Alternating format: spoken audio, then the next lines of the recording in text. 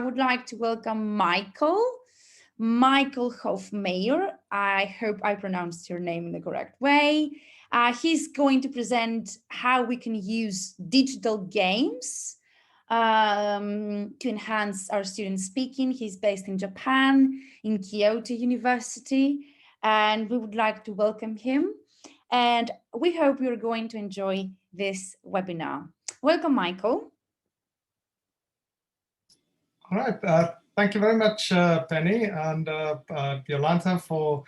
So yeah, I should say first of all, thank you to Michael? to you two. Hello, can you hear me? Okay, I hope everyone can hear me. Yes, we can hear. Okay. Yes, we can hear you.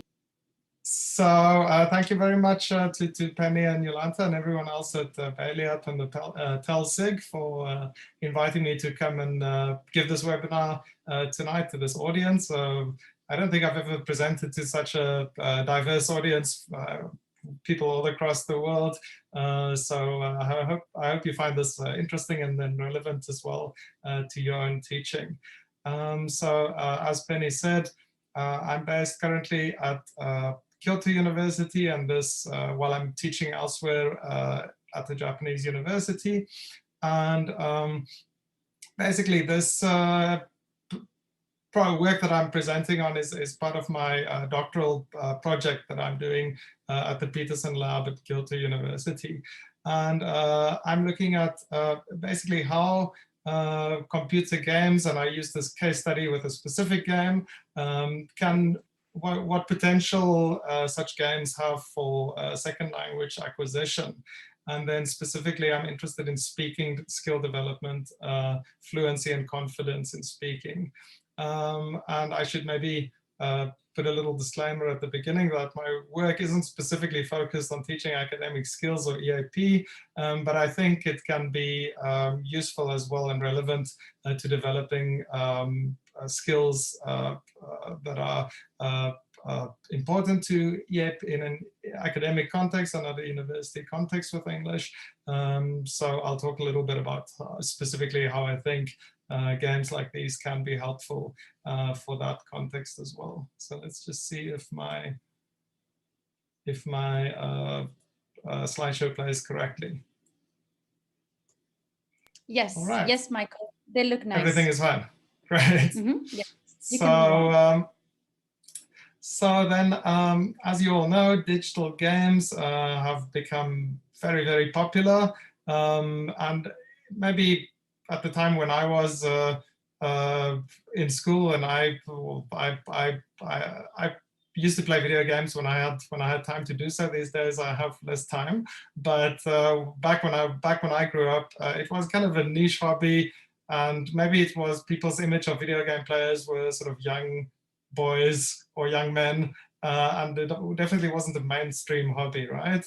But today the situation is very different. It's been women play games almost as much as men, and people of all ages play games. And it's been estimated that up to 1/3 of the world's population are active video game players. So yeah, it's by no means only a small group of people who play games. And also maybe it's important to think also that on a global scale in developing countries with smartphones being accessible to millions and millions of people in developing countries as well. This isn't just a phenomenon that's happening in developed countries, but it's really happening all over the world.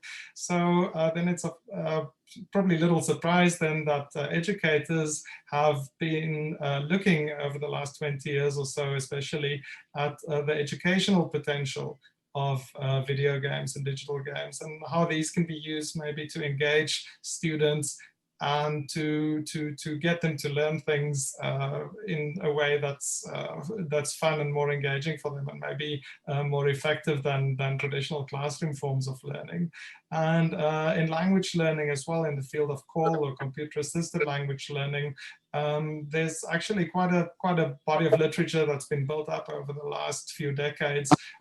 And many studies have found evidence to suggest that computer games can facilitate second language acquisition in various ways. So Peterson in 2013 wrote a book summarizing a lot of the research that had been done up to that point. And then Reinhard 2019 also wrote a book on the sort of setting out the theoretical framework under which we can understand, or helping us to better understand the different facets of digital game-based language learning. So for my research project, I aim to improve our understanding further of the mechanisms through which language learning can work in, at least in certain kinds of digital game-based learning. And I'm also interested in the affective factors or motivational factors and emotional factors that learners, or maybe states that they experience while they're playing games, and looking at interesting ways in which this can help to facilitate learning. As I said, I used the case study approach. So I had a relatively small group of learners playing a game that I selected. And this is a cooperative multiplayer game. And it's called Keep Talking and Nobody Explodes. You may have already heard of this game. It's quite a popular game, and it's been out for about 5 years. And I'm not the first one to be interested in the educational potential of this game. It's been used in, I'm not sure if it's been used in other countries in language learning context, but in Japan, a few university teachers that I know of have already used this game, and some have published short papers as well on their findings of integrating this into their classroom teaching, and especially in the context of speaking classes to enhance students' speaking skills. So this game, how does this game work? Well, as I said, it's a multiplayer game, so you need at least 2 people to play, and there are 2 different roles. There's the I should maybe start by saying that the game is called Keep Talking and Nobody Explodes. So the premise is there's a bomb, and the players need to work together to defuse the bomb, to deactivate the bomb. So one player is the diffuser, and this player's job is to interact with the bomb and to defuse it. And the bomb appears on the iPad screen or on the computer screen. And the other players are the experts. So they have access to a bomb defusal manual that's specifically made for this game. And so they have access to the information about how to defuse the bomb, basically how to, which buttons to press and how to solve the puzzles that appear on the bomb. And then the diffuser, the person who looks at the computer screen, cannot look at the bomb defusal manual, and the experts cannot look at the computer screen. So because of this setup, there's an information gap that's created. And the players have to, the 2 sides or the 2 groups have to then successfully communicate with each other in order to solve these puzzles.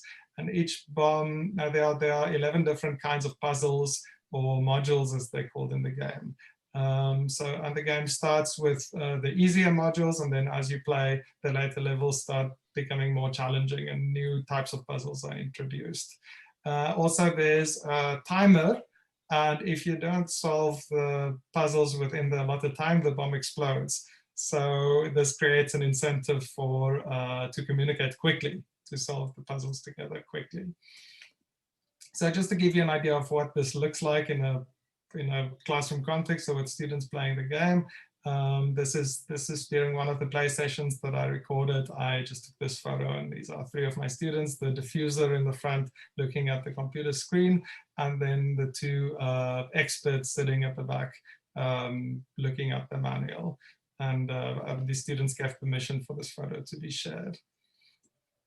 So I thought, because this is a webinar, we could make it fun and interactive. So we can actually try out this game now. Maybe we'll try with audience participation to see how this works. Otherwise, maybe Penny can help me out. So I will play the role of the diffuser because I've got the game installed on my iPad. So I think, Michael, Yes. we should try together the game so that everyone can see how it can actually be played. Okay, so Okay. let's try it together, and then if anyone from the audience wants to play with you, we can Okay. invite them. But let's try first how it can be Okay, played. so maybe if anyone in the audience is interested in trying to play along, which we'll see if it's feasible or not, then you can access the bombmanual.com is the website where you can find the manual for this to play along, or at least to see what it looks like. And then Penny and I will start by demonstrating how the game works. So let me just open it up here on my daughter's iPad.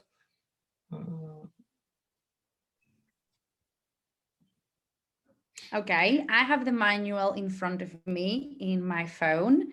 I don't trust my computer. I have told you about my problems with Zoom nowadays. So I am ready, Michael. Whenever you tell me to access the page, I need to. All right, so you've got the page open in front of you, Penny? Yes, yes. All right, so I'll start the bomb now.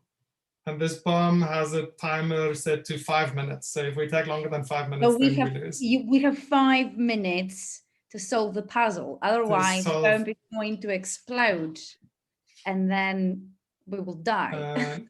Yes, exactly. So that's our incentive for us to work fast. So I don't know, can you see the screen, Penny? I can't see my own screen. Let me put you in the spotlight. Okay, spotlight for everyone. Right, okay. Okay.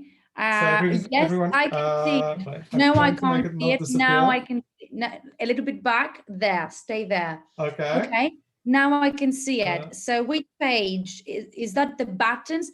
I think, Michael, you should stay there, because otherwise we can't. If you try to touch the screen to show us something, then we can't see it because you use like a background. So you can. So anyway, you're not really. Oh no, sorry, I closed. That's my son sitting there. This is just to show you quickly. You're not really supposed to see as the expert. You're not really supposed to see what's on the screen. This is just to give you a rough idea. So they have zoomed in on the one puzzle, and there are 3 puzzles in total that make up the bomb now that we have in front of us. All right, so shall we start playing, because you don't really need to see. You don't really need to see the screen, right?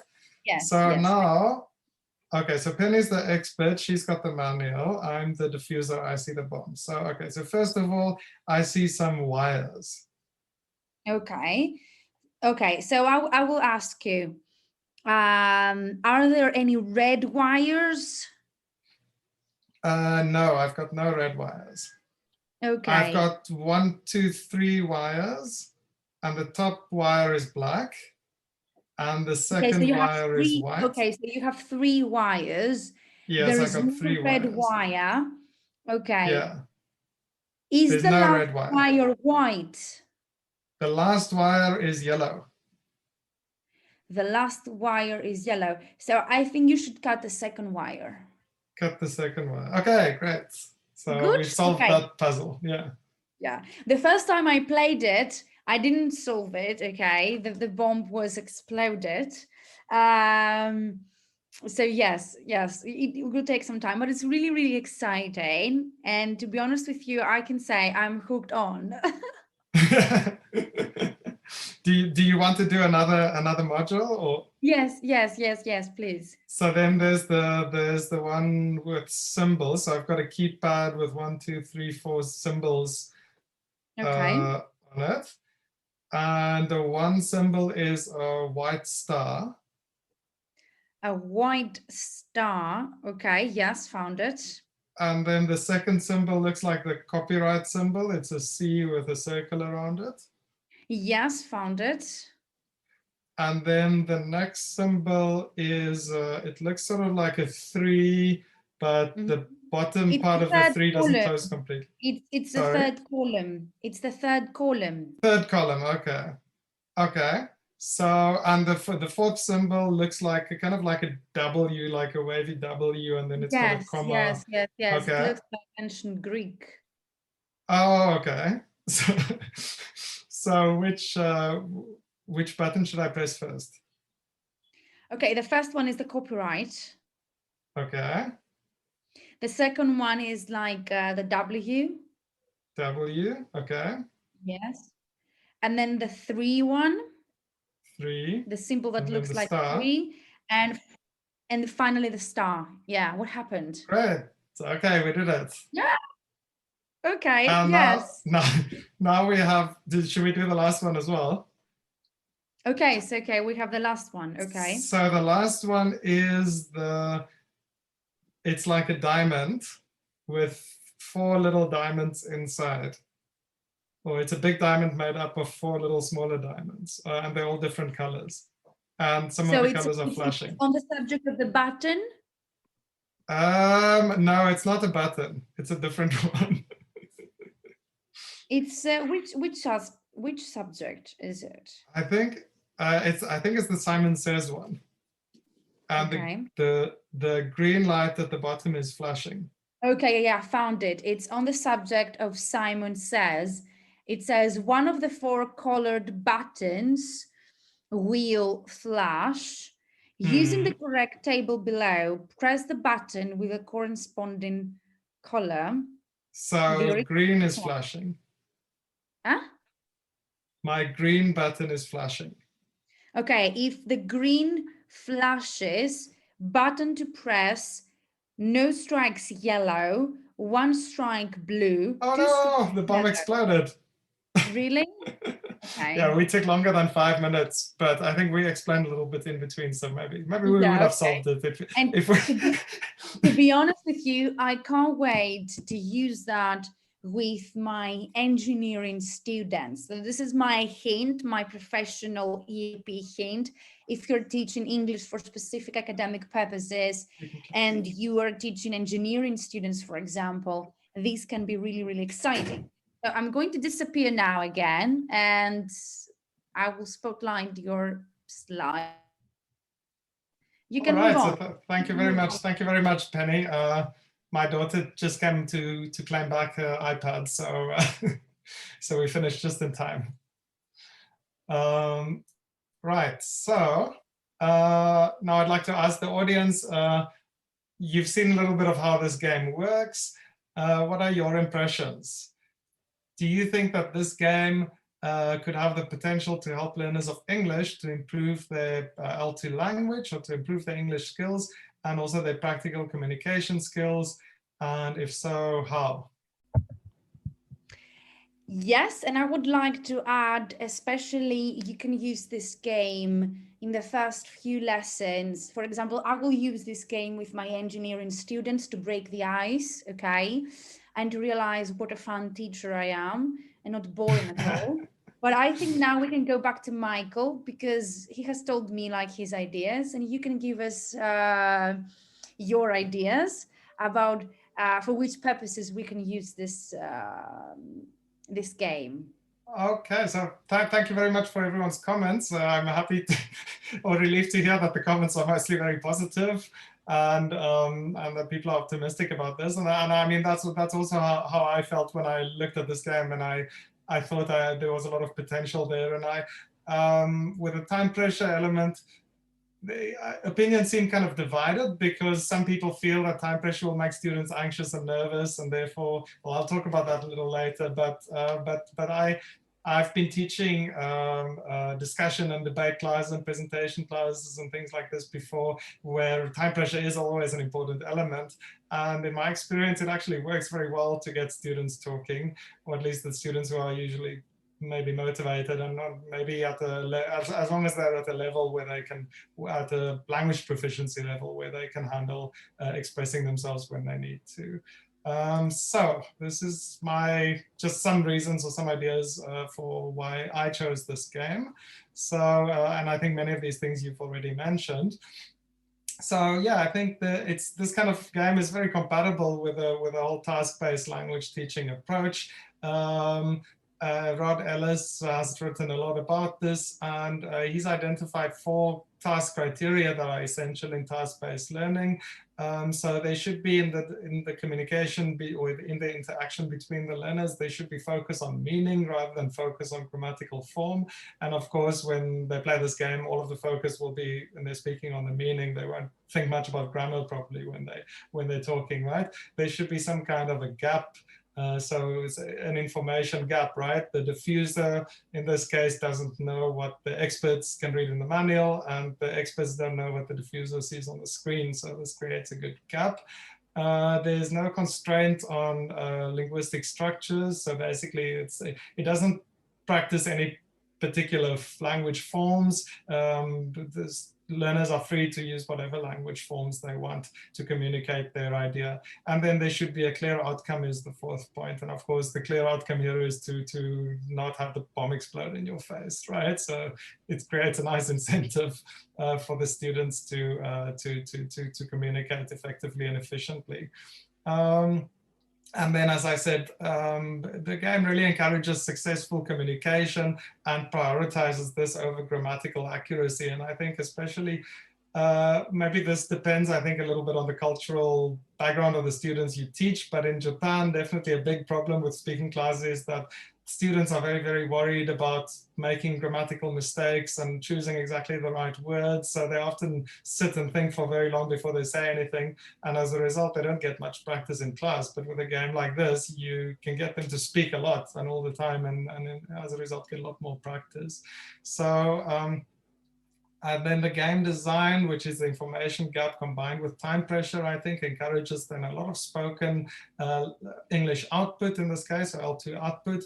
And of course, that also means a lot of L2 input for the listeners, right? And in the communicative paradigm of language learning, we think that exposure to a lot of language and producing a lot of language is really essential for improving your second language skills.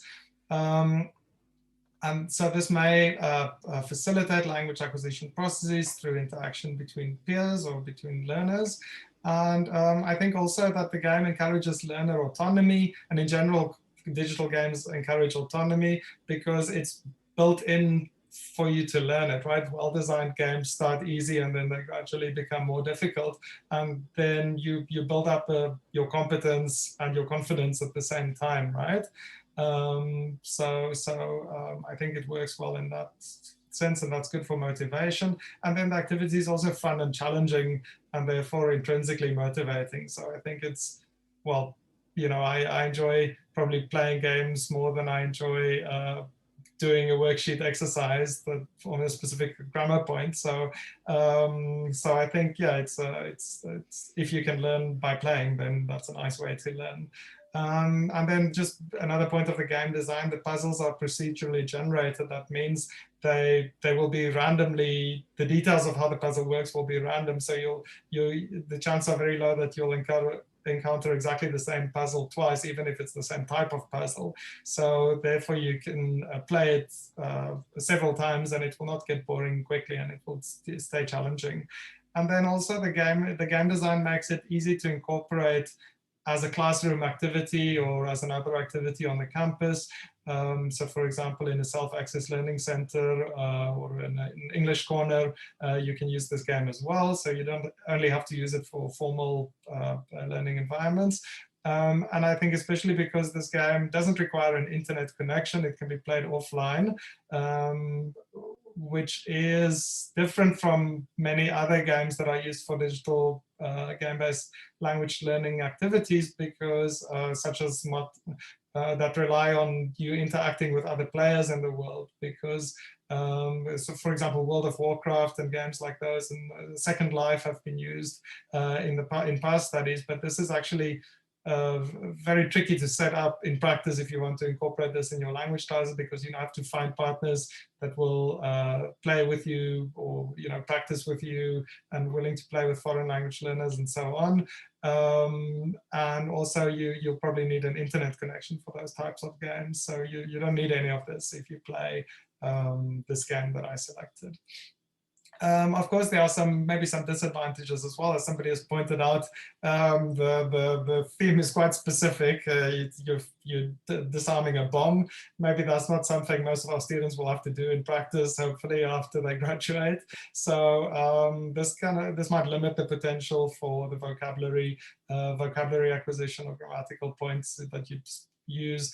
So it's not sort of a general purpose, general skills prepare you for any sort of practical scenario game. For that, you might want a custom-made game or a specific type of simulation activity rather. And then also the time pressure, as we've said, may cause learners to experience high anxiety, which could potentially lower their willingness to communicate and have a negative effect then on their language learning. So I think I've also kind of talked about this point, but so I think this time pressure idea is a double-edged sword. So in one way, you can see time pressure as time is limited, so learners are motivated to speak faster and therefore produce more output. So that's the positive side. And the negative side, or then the alternative view, is that time is limited, so learners feel more anxious and become flustered, and then they might produce less output. So of course, I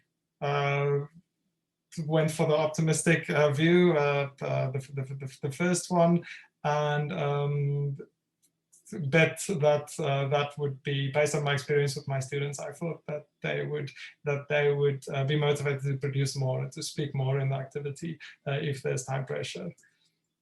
So we'll see soon whether that paid off or not. So for my research design then and the methods that I used, I recruited 12 learners in total from my language classes to come and participate in 4 one-hour sessions of this game, and I divided them up into 4 groups. I had 3 learners in each group, with 1 playing the diffuser and 2 playing the expert, and then they switched so that everyone got a chance to play the diffuser role. And all of the students were second-year undergraduate students in the English Studies program at the university where I teach, which is a major national university in Japan. And so I should also say this, the national universities in Japan are selective. So the students who get into the universities are generally at a quite high proficiency level already, and since they English studies students especially. So on the CEFR scale, they're probably at around B1, B2 level of English proficiency. So for the research design, I followed a mixed methods approach in order to answer several different research questions relating to digital game-based language learning. I should also mention that I was supposed to do, I say mixed methods because I did surveys, and I wanted to include quite a large scale second phase where I collected data from my regular classes, but since all teaching was moved online due to COVID, I had to postpone this. So I haven't collected this data yet. So I'm hoping to do this follow-up part of the study later.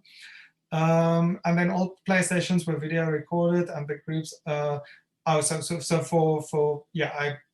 Let me start again. I recorded all of the groups playing this game, video recorded them.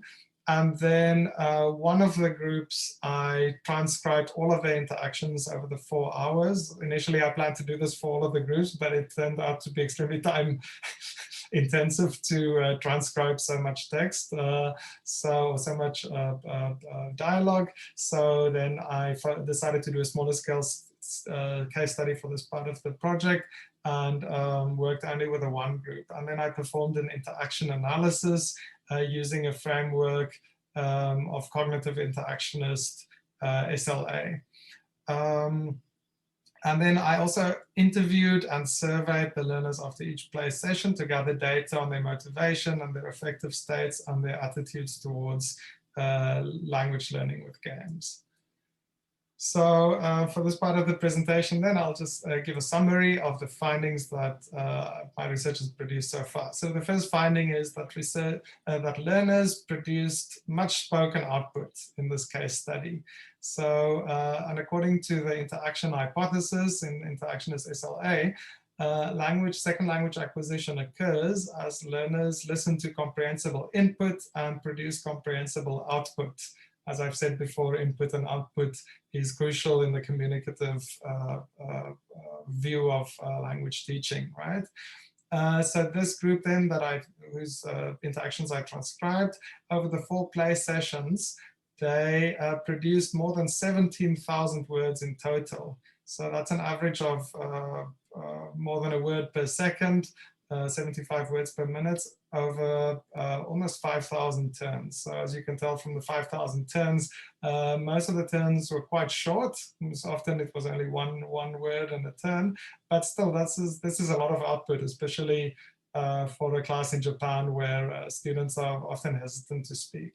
So this large amount of spoken output suggests that the game frequently elicited interactions with a potential, I think, to facilitate SLA, at least if we subscribe to this interaction hypothesis.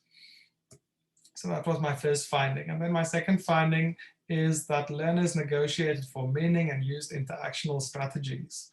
So for those not familiar with negotiation for meaning, again, this is an important element within the interactionist model of second language acquisition. And it basically refers to the process of attempting to repair a breakdown in communication between 2 or more speakers. So the idea is basically very simple. The 2 speakers speak to each other. Maybe one says something that the other one doesn't understand. And then we say the communication broke down, and then the 2 speakers work together to try and repair the communication. So for example, if I didn't understand what you just said to me, I can say something like, "Oh, could you say that again?" Right? Or I could just signal that I don't understand. "Oh, sorry, what?" And then you might say, "Oh, let me explain it to you again." Right? Or let me explain it to you in different words. So that's what we mean by negotiation for meaning. And this process of negotiation for meaning is then thought to facilitate second language acquisition by eliciting modified output.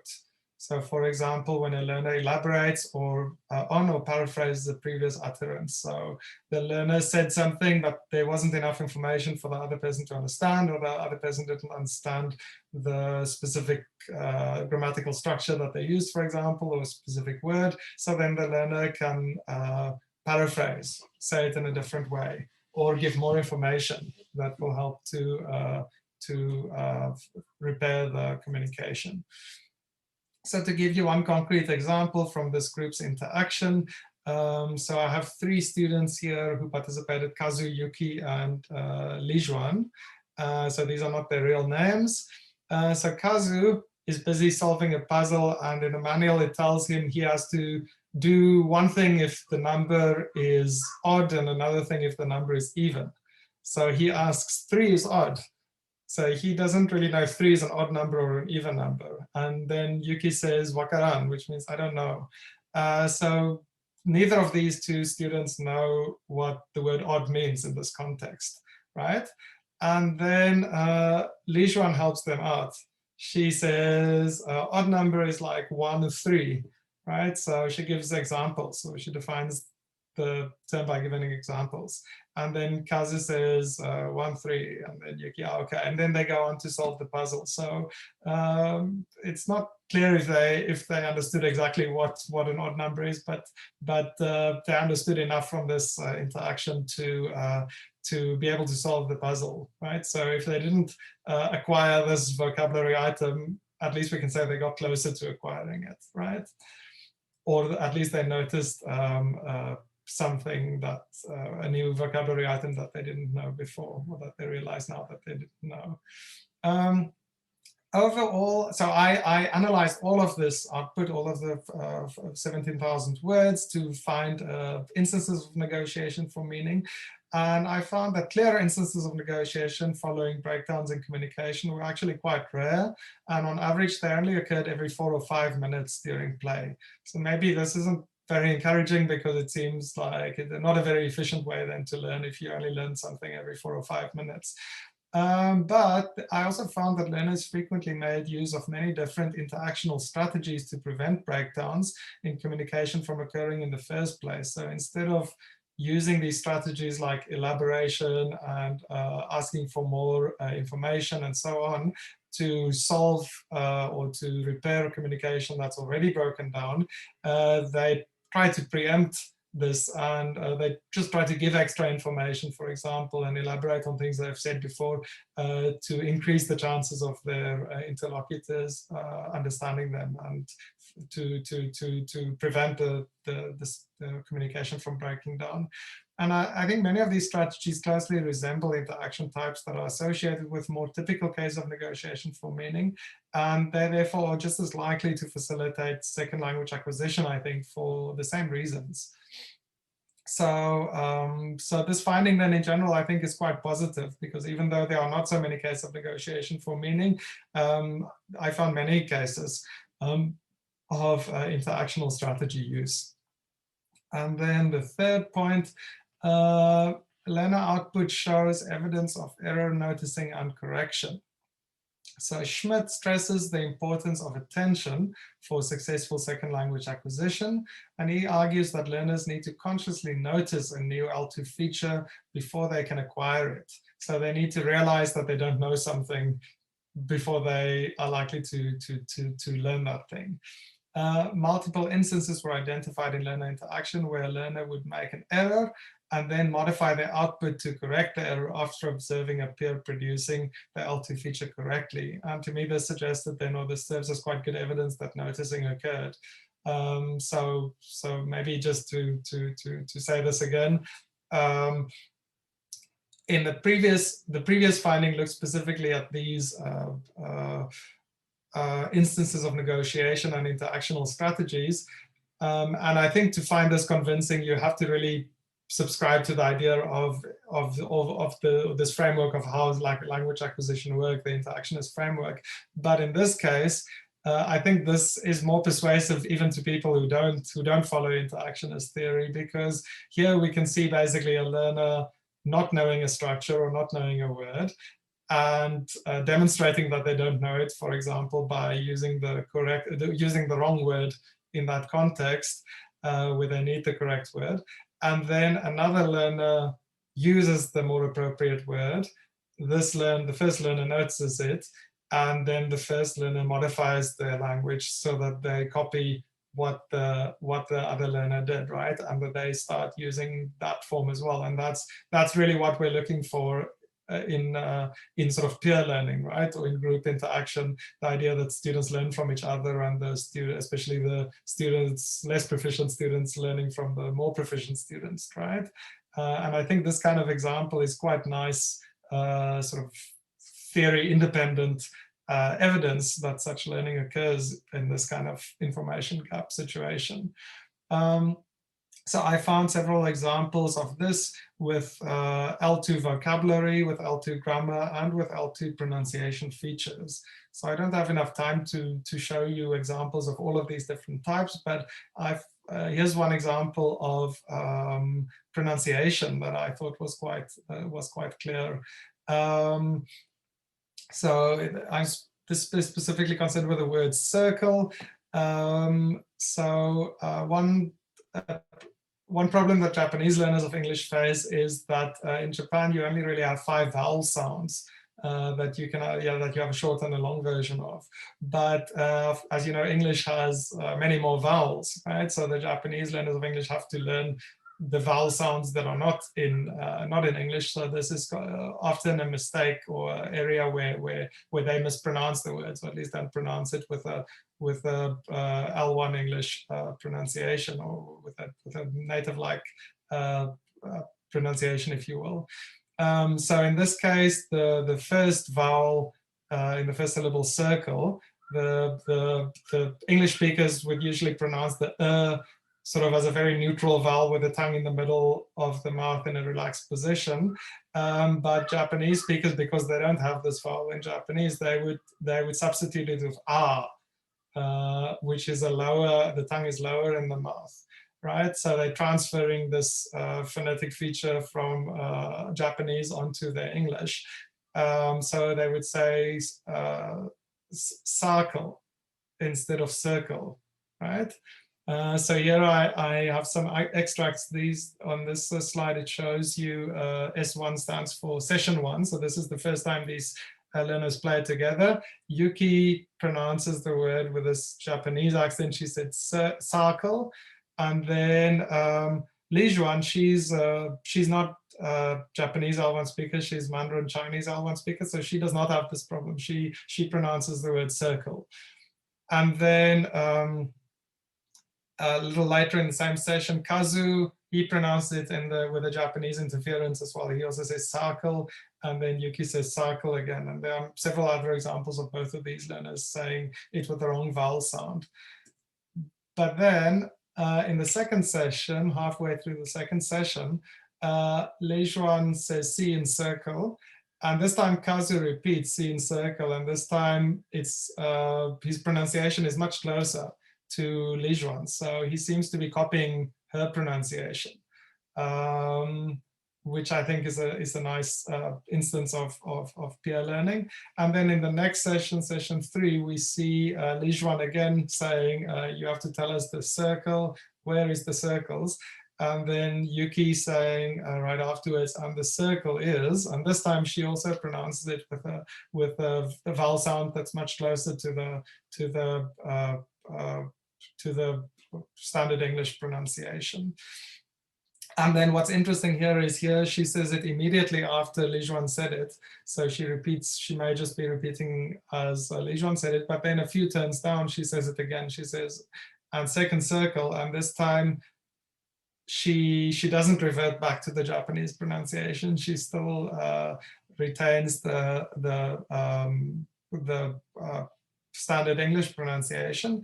And I think this indicates that she's internalized this pronunciation now to at least to a higher level than she had before. So I think examples such as this serve as quite strong evidence that this kind of interaction can help with pronunciation features. Now, pronunciation is always a little bit difficult because there's a degree of subjectivity to it. Maybe not everyone who listens to this recording will agree with me that it does sound like this vowel or that vowel. But there are other clear-cut cases as well with vocabulary use, for example, or grammatical structures. So then my next finding was that for the final finding, I looked at issues of motivation and affective states. And specifically here, I was interested in students' attitudes towards games, especially because I'm working at a more sort of research university that tends to attract quite sort of serious, diligent students. I was a little bit worried that my students might think, playing video games, it's a waste of time, or it's not a serious way to learn. So I was quite interested in getting their opinions as well on, how useful do they think these activities are for their English development. So I asked them, well, I simplified this a little bit because I asked them before and afterwards, after the intervention, I asked them, how useful do you think this kind of activity is for different sort of aspects of language learning? So I include, for example, listening skill development, speaking skill development, pronunciation, grammatical knowledge, and so on. And I found that after they had completed this activity for a few weeks or done this activity for a few weeks, they were more positive in general about the potential of games to help second language skill development. And then, as you can see here, I used the Likert scale. So from they had to rate each one of these points as or games, the influence of games on each one of these skills as not helpful at all, 1 to 6 extremely helpful. And as you can see, for the areas to do with speaking and spoken communication, this was the post intervention survey. The scores are very high, right? For speaking skill development and for practical interaction, they thought that the game-based language learning can be very helpful to extremely helpful.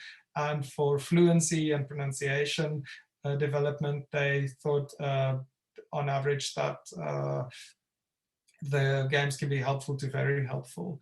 And as I said, the sample size is very small. It's only 12 learners. So the results might be slightly different if I use a much larger sample. So I'm hoping to improve the reliability of the results by doing a larger scale data collection round later. Okay, so this suggests that learners are quite confident in the ability of digital game-based language learning to increase L2 skills. And then I also had some focus group interviews where I asked them several questions. So I just will talk about the answers to two of the questions here. Overall, I can say that the focus group interviews conveyed the impression that they felt very positive actually about this activity. I asked them, how might this game help to develop your English language proficiency? And some of the answers I got was that it encourages efficient communication of meaning rather than accuracy. And as you can probably tell, that's exactly what I tried to achieve with this activity. And the learners felt very, they felt that this was a good thing, right? One learner said, I'm not confident that I can speak correctly, but I can make sense, which to me is a positive thing, right? For at least for a speaking class, I'm not so worried about their, my aim isn't to get them to make no grammatical mistakes at all, but my aim is to get them to practically communicate the information they want to communicate in a way that their audience can understand, so that there's no breakdown of meaning, to use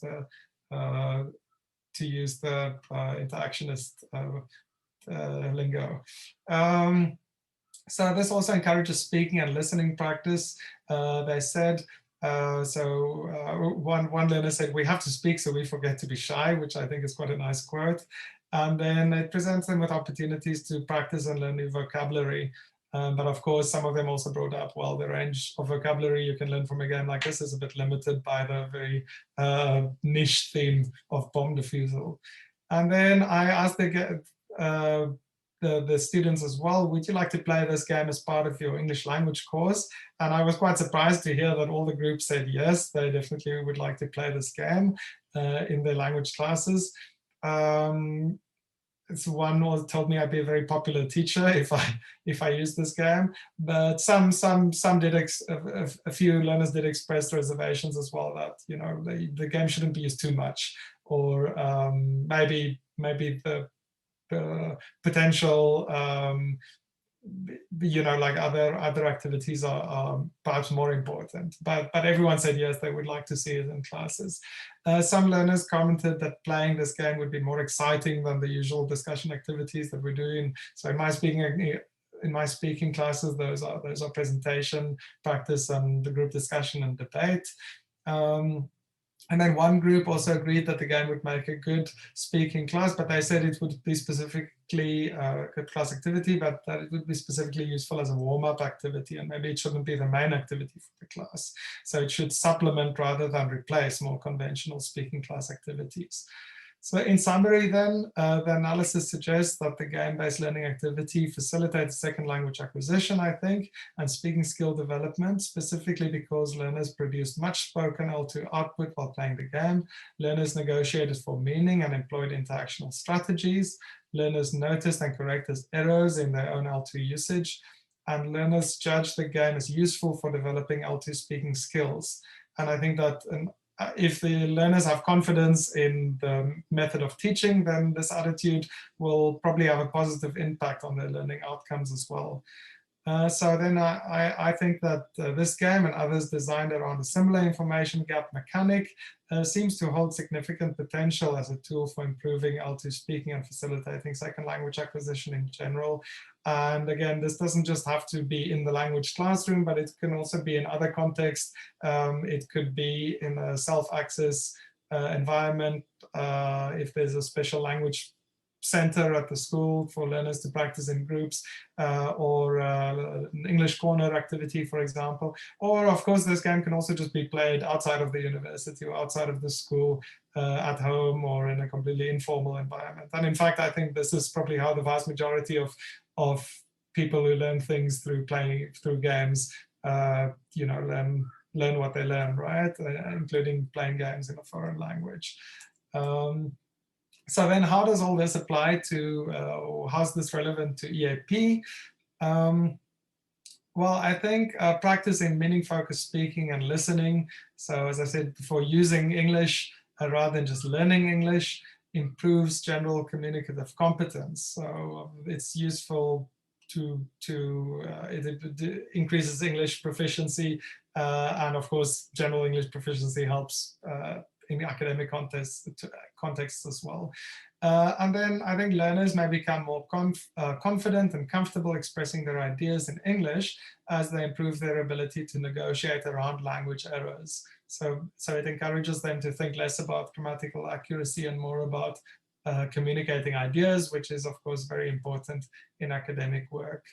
I also think it can improve learners' ability to communicate more fluently and effectively when giving, for example, academic presentations in English. And then it may be especially helpful for learning to deal with situations that require unscripted and unrehearsed speaking. So for example, in an academic context, we might take part in a seminar or Q&A sessions after your presentation. And my students often become very nervous in these sort of unscripted environments where they don't have time to prepare anything beforehand and think exactly about how they want to phrase something. So this kind of experience of being thrown into the deep end and you just have to find a way to quickly communicate, I think is very helpful for developing confidence in just being able to communicate meaning without overthinking exactly the form of how you want to do this. Sorry, Penny, can I just ask how much time do we have left? 5 minutes. I mean, if you can stop in 5 minutes and then ask the audience for some questions. Okay, so I should be able to do that. So just some practical information about this game if you're interested in using it in your classes. And again, I'm not doing this research to promote this game specifically. I think there are many other games that also would work probably just as well or maybe better. And also, it's not necessary to use necessarily digital games. Well, I'm specifically interested in that, but you can use analog games, card games, board games, and things like that as well, right? But okay, so if you are interested in using this game and want to try it out, this game is available on many platforms: PC, Mac, iOS, Android, and also on VR. But I think for a classroom environment, a laptop or tablet, iPad, for example, is probably the most practical. The game costs $15, but you can often find it on discount. You can install the game on one account or on the iPad, for example. If you have it on your account and you activate other iPads with the same account, then you don't have to use multiple copies of the game, but you're still supposed to buy a different license for each device, just so you don't cheat the producers of the game out of their earnings. So yeah, a possible problem for this game is if your institution doesn't have tablets for you to use or computers, then it can be quite expensive to buy a lot of tablets or to buy a lot of laptops for this activity. The game is also out for smartphones, but then it might be a little bit complicated as well because the students might have to buy the game then. So you'll have to work out what's in your context the most convenient. So my recommended way to set this up in class is to have one tablet, one device per group of 3 or 4 learners, and then have the learners take turns to play the role of diffuser so that everyone gets a chance in each session. You can also have 2 learners playing diffuser and 2 learners playing expert. That could also work. I haven't tried that out myself, but I know some other people have. And then you can integrate, as I said before, you can integrate this game into a class, but it's also possible to do it in other contexts like self-access center or off-campus, just at students' homes in their own time. And then just for interest, like this game is available in 26 languages, so you can also use it for learning other languages apart from English.